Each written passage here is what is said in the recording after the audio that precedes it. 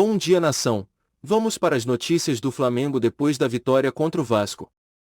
O Milton Neves, será que ele odeia o Flamengo? Se gostar do vídeo, se inscreva-se. Em vermelhinho é quem foi superior. O Flamengo teve mais posse de bola, foi equilibrado ali 48-52, mas o Vasco foi melhor em ações na área rival, grandes chances, chutes, e aí o Flamengo foi melhor em chutes certos, a porcentagem ali de 50%. É isso, muita coisa pra gente conversar sobre a partida no Maracanã. Flamengo classificado, o Vasco perdeu, fez uma boa partida, mas para contar como foi a partida e também essa avaliação aí pós-jogo, ainda bem quente, a Roberta Barroso me faz companhia aqui nessa bancada solitária do Sport Center. Beta, bem-vinda e boa noite para você.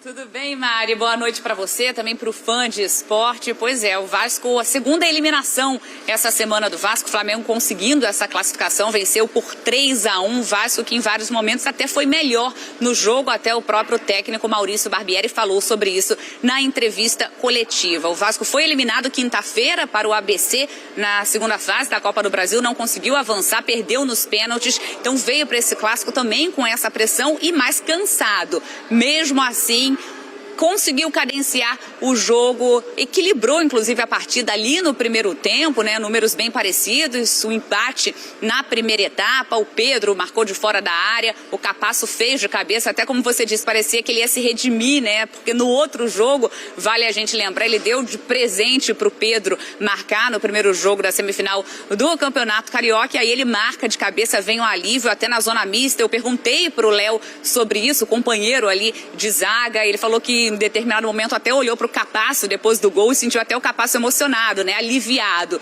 Mas aí no segundo tempo, quando o Vasco era melhor no jogo, o Capasso acabou cometendo então um pênalti no Matheus França, que entrou no lugar do Arrascaeta poucos minutos depois, aos 30, o Arrascaeta foi substituído.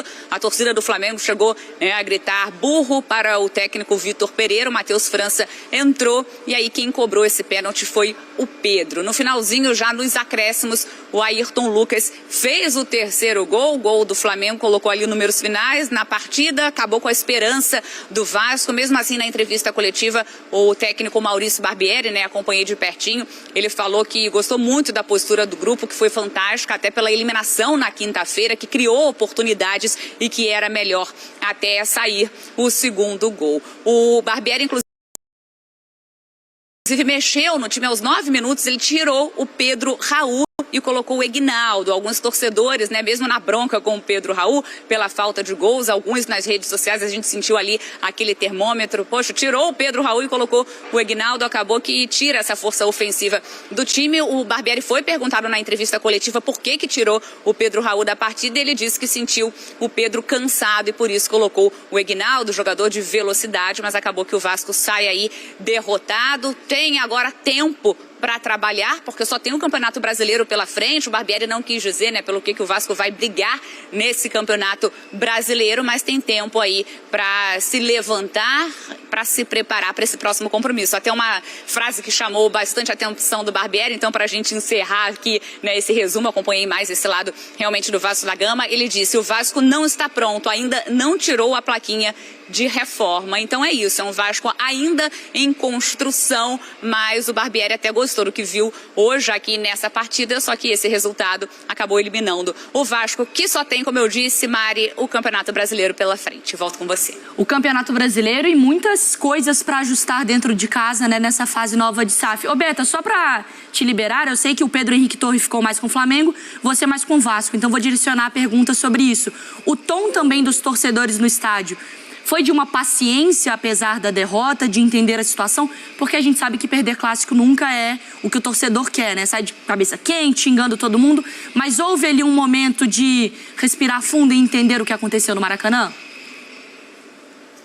É difícil até falar assim, né, paciência, porque perde um clássico para o rival. Claro que o Vasco queria sair daqui vitorioso, então o torcedor sai um pouco decepcionado, frustrado, até porque viu que o jogo estava equilibrado, que poderia ter conseguido esse resultado, que poderia ter avançado depois da eliminação no meio da semana. Eu posso dizer até que a eliminação para o ABC, claro, chateou muito mais o torcedor do Vasco, mas claro, o torcedor sai chateado, sabendo que é preciso ter paciência. O torcedor não gosta muito, né? A paciência, queria, claro, ter conseguido essa vitória. O Barbieri sabe disso, diz que entende a frustração do torcedor, mas agora não tem jeito, é trabalhar. Ele até foi perguntado na entrevista coletiva se vai procurar um centroavante, porque tem ali o Pedro Raul, ele acabou colocando o Egnaldo. Ele disse que ainda precisa ver, não vai dizer qual peça precisa nesse momento, então é tempo para conversar. E, Mário, só para fechar, já que você me perguntou um pouquinho mais sobre o Vasco, muito se discute, será que foi o último jogo do Nenê? Só para a gente explicar também para o fã de esporte, não foi o último jogo, o Nenê tem contrato até o dia 30 de abril, ou seja, ainda pode entrar em campo pelo Campeonato Brasileiro. O Barbieri foi perguntado na entrevista coletiva sobre o Nenê, mas ele disse que ainda não conversou com o atleta, então ainda não sabe se o Nenê vai renovar ou não, mas de fato o Nenê tem contrato só até o dia 30 de abril. Mas o sentimento é esse, né? Uma certa frustração, perdeu para o Flamengo, mas não tem jeito, agora é olhar para frente. O Léo, na Zona Mista, também disse, não adianta agora a gente enfiar a cabeça no buraco, é levantar a cabeça e olhar por que a gente tem pela frente. É o Campeonato Brasileiro, então o Vasco vai lá em busca de uma boa disputa no Brasileirão. Mari. Perfeito, Beto. Eu acho que é isso, né? A frustração pela atuação na Copa do Brasil foi maior, mas no jogo contra o Flamengo jogou bem, mas perdeu, é um clássico, a gente sabe como funciona. Boa noite pra você, Beta, bom trabalho, e eu toco daqui, então... O Flamengo, eu sei que Jorge Jesus, né, Renato, mora no sonho do flamenguista. Talvez ele tenha que voltar, ainda que seja para dar errado, para o Flamengo conseguir seguir o caminho dele, não é? Não é mesmo? Até isso.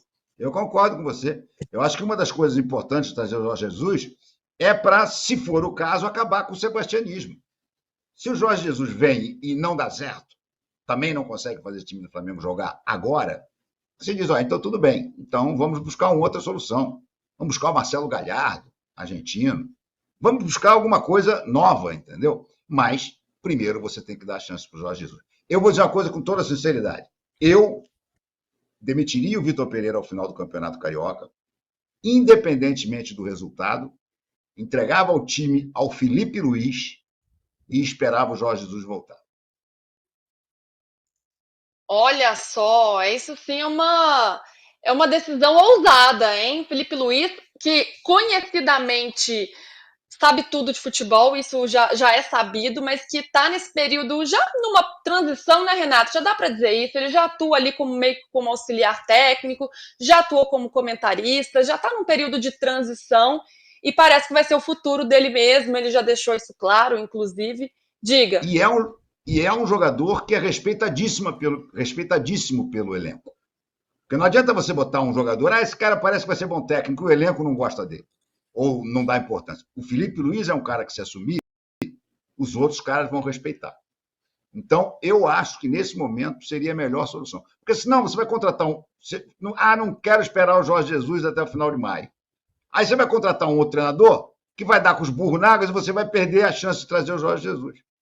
Acerta com o velhinho e entrega para o Felipe Luiz. Felipe, você vai dirigir o time nessas rodadas aqui e você vai entregar para o Jorge Jesus, vai passar a ser membro da comissão técnica do Jorge Jesus, porque nós queremos você como técnico no futuro. Duvido que ele não aceite. E você acha que ele já está pronto para isso, Renato? Melhor do que o Vitor Pereira, com certeza. Sem a menor dúvida. Até porque o Felipe Luiz viu aquele time do Jorge Jesus jogar. Ele me contou que ele tem todos os treinos do Jorge Jesus anotados. Aliás, ele hoje estava lá na beira do campo anotando também. Eu espero que ele estivesse anotando assim. Isso aqui, não fazer jamais. Essa decisão, não, nem pensar. Isso aqui é o antítese do que eu quero fazer. Mas ele é um cara que, desde Simeone, de vários outros treinadores, ele se preocupa em ver como é que o cara faz. Não é aquele jogador só que cumpre o que o técnico faz. Ele tenta entender por que o técnico está fazendo aquilo, ele tenta entender como é que isso funciona no time inteiro. Ele é um cara muito inteligente. Pode até ser que não dê bom treinador. Eu cito sempre o exemplo do Paulo Roberto Falcão, que é, para mim, um dos jogadores mais inteligentes que eu vi na minha geração de jornalistas jogador, porque somos mais ou menos da mesma idade, com quem eu conversei muitas vezes sobre futebol. E era impressionante como o Falcão, conhece futebol e como sabe falar de futebol bem, sabe explicar, mas nunca conseguiu ser um bom treinador, por incrível que pareça.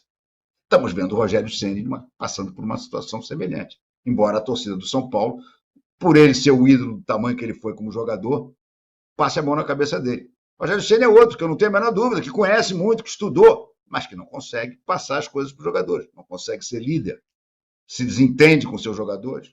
Então, isso tudo depende. Mas, para esperar o Mister, dava para ficar com o Felipe Luiz. Um trabalho sendo bem feito e sendo realizado aí que dá uma esperança para o torcedor vascaíno. O Flamengo ainda é uma grande interrogação, porque a gente tem a desconfiança do Vitor Pereira por conta do início cruel dele. Eu acho que o problema do Flamengo é o treinador, né? Que chega, quer transformar um time que estava pronto. Pega um time campeão. Boa, essa foi boa. Campeão da Copa do Brasil, campeão da Libertadores, e tem a vaidade de querer mudar tudo o que estava acontecendo, que estava dando certo. Então, o Flamengo, para mim, é um time que foi montado para ser uma equipe ofensiva, uma equipe de domínio sobre o adversário, que tinha o controle da partida muitas vezes, porque não era uma equipe rápida, mas era uma equipe que controlava a bola, que tinha posse de bola. Principalmente depois da passagem do Dorival, que conseguiu finalmente encaixar o Gabigol e o Pedro juntos, né? Além dos dois meias. Eu não vi o jogo. O Gabigol saiu xingando para tudo quanto é lado, não, porque ele acha que é Pelé. Não, o Gabigol não tem feito isso. Ele não reclamou de sair? Não. O outro jogo que ele saiu, e esse também, ele não reclamou. Mas... Ele cumprimenta o técnico, ele fala Gabigol, com... A gente sabe que ninguém quer sair, né? Sim. O Gerson demonstrou mais uma insatisfação ali na hora da sacada dele. Quando ele opta por ter 3 zagueiros e tirar um meia, eu acho que ele tira um pouco a característica desse time, até da forma como ele foi montado e das opções que ele tem ali, né, Lívia?